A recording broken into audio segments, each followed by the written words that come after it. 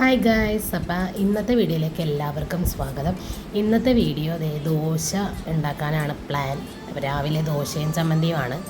അപ്പം ഞാനെങ്ങനെയാണെന്ന് അറിയാം, രാത്രി തന്നെ ഇതൊക്കെ അരച്ച് വെച്ചിട്ട് രാവിലെ ആദ്യം വന്ന് നോക്കണത് നമ്മുടെ ദോശമാവ് പൊങ്ങിയിട്ടുണ്ടെന്നാണ്. അങ്ങനെ ഞങ്ങളുടെ ദോശമാവ് നല്ല അടിപൊളിയായിട്ട് വന്നിട്ടുണ്ട്. അങ്ങനെ ഞാൻ ഇന്ന് കല്ലേലാണ് ഉണ്ടാക്കണത്. ദോശ ചട്ടി ഉണ്ടല്ലോ, ഇന്ന് ദോശ ചട്ടിയിലല്ല, ദോശ കല്ലിലാണ് ഉണ്ടാക്കുന്നത്. നല്ല അടിപൊളിയായിട്ട് വരും. പക്ഷെ ഞാൻ ആദ്യം ഉണ്ടാക്കിയപ്പം പൊടിഞ്ഞു പോയി. അതപ്പോൾ ഞാൻ ഓർത്തൊരു മുട്ട വറുത്ത് കഴിയുമ്പോൾ നന്നായിട്ട് വരുമല്ലോ എന്നോർത്തൊരു മുട്ട വറുത്ത് കഴിഞ്ഞപ്പോഴേക്കും നല്ല അടിപൊളിയായിട്ട് ഞങ്ങളുടെ ദോശ ഇവിടെ വന്നിട്ടുണ്ട്. പിന്നെ എനിക്ക് ഭയങ്കര ഇഷ്ടമാണ് ഇങ്ങനെ കല്ലിൽ ഇങ്ങനെ ദോശ ഉണ്ടാക്കി പെട്ടെന്ന് ഇങ്ങനെ ആവുമല്ലോ, അത് കാണാനും അത് ഇടുമ്പോഴുള്ളൊരു സൗണ്ടൊക്കെ കേൾക്കാൻ എനിക്ക് ഭയങ്കര ഇഷ്ടമാണ്.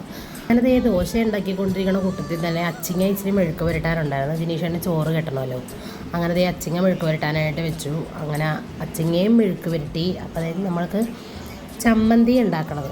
അങ്ങനെ ചമ്മന്തിക്കുള്ളത് അരക്കാനായിട്ട് തേങ്ങയിലേക്ക് ഇഞ്ചിയും നമ്മുടെ ഉള്ളിയും പച്ചമുളകും മുളക് പൊടിയൊക്കെ എല്ലാം കൂടിയിട്ട് അരച്ചെടുക്കണത്. എന്നിട്ട് നമ്മുടെ കടുക് പൊട്ടിച്ച് ഉള്ളിയും വറ്റൽമുളകും കറിവേപ്പിലയും കൂടിയിട്ട് നമ്മുടെ ഈ അരച്ച് വെച്ചിരിക്കുന്ന ചമ്മന്തി അതും കൂടി താളിച്ചെടുക്കണം. ഞങ്ങൾക്ക് താളിച്ചെടുക്കണതാണ് ഇഷ്ടം. അങ്ങനെ നന്നായിട്ട് അത് താളിച്ചെടുത്തിട്ടുണ്ട്. നല്ല ടേസ്റ്റാണ്. ഇങ്ങനെയൊന്ന് ചെയ്ത് നോക്കണം നിങ്ങൾ. അങ്ങനെ ഞങ്ങളുടെ ദോശയും ചമ്മന്തിയൊക്കെ റെഡി ആയിട്ടുണ്ട്. അത് കഴിഞ്ഞപ്പോൾ ജിനീഷേട്ടനൊരു മുട്ടയും കൂടി വറുത്ത്, ചോറ് കെട്ടാനായിട്ടൊരു മുട്ടയും കൂടി വറുത്ത്, അത് മുരിങ്ങയിലേക്കിട്ടാണ് വറുത്തിരിക്കുന്നത്.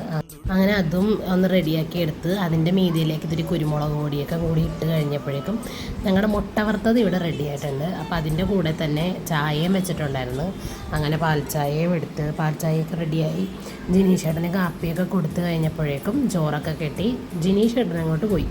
അത് കഴിഞ്ഞ് പല്ലൊക്കെ തേച്ച് കാപ്പിയൊക്കെ കുടിച്ച് ഞാനും ഇത്തിരി ഉപ്പുമുളക് ഉണ്ടാക്കിയാണ് ഞാൻ കാപ്പി കുടിച്ചത്. എനിക്ക് ചമ്മന്തി മാത്രമായിട്ട് കഴിക്കാനോട് വലിയ താല്പര്യമില്ല. അങ്ങനെ കാപ്പിയൊക്കെ എല്ലാം കുടിച്ചു കഴിഞ്ഞ് ഡാനിനെയും കുളിപ്പിച്ച് എൻ്റെ അലക്കൊക്കെ എല്ലാം കഴിഞ്ഞ് കഴിഞ്ഞപ്പോൾ കുറച്ച് നേരം ഞങ്ങളുടെ അപ്പുറത്തെ വീട്ടിലൊരു കൊച്ചുണ്ട്, ഇതു എന്നാണ് പേര്. അങ്ങനെ ആ വാവേനെ കളിപ്പിക്കാനായിട്ട് ഞാനും സ്റ്റെഫീവായിട്ട് കുറച്ച് നേരം അങ്ങനെ വാതിക്കെ പോയി ഇരുന്ന്. ഭയങ്കര ചൂടായിരുന്നു. ആ മഴയും പെയ്യുന്നില്ല, ഇങ്ങനെ ഇരുളും നിൽക്കുന്നതുകൊണ്ട് ഭയങ്കര ചൂടായിട്ട് നിൽക്കുമായിരുന്നു. അങ്ങനെ കുറച്ച് നേരം അവളെ ഇങ്ങനെ കളിപ്പിച്ചുകൊണ്ടിരിക്കുവാണ്.